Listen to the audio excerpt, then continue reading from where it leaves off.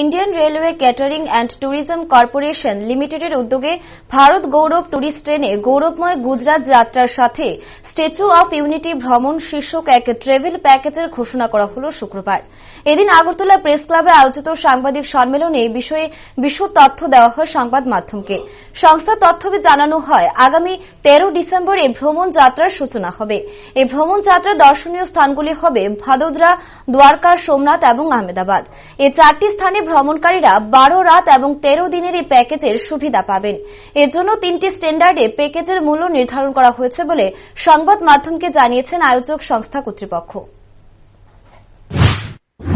Guwahati is on a visit to Agartala to promote a tour package named Bharat Glorious Gujarat with Statue of Unity.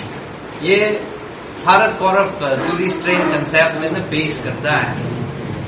Bharat Gaurav tourist train concept जो है Indian railways और Indian railways catering and tourism corporation में बनाया गया है कि domestic tourism बनाने के लिए, इंटर रीजनल टूरिज्म बनाने के लिए बनाया गया है।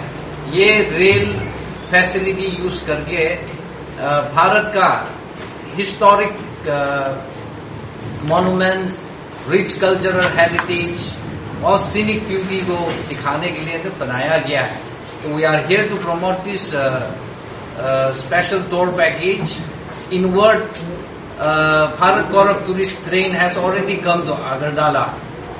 The train originated from New Delhi and it visited number of places in Northeast India, and it also came to Agartala and neighboring districts in Tripura.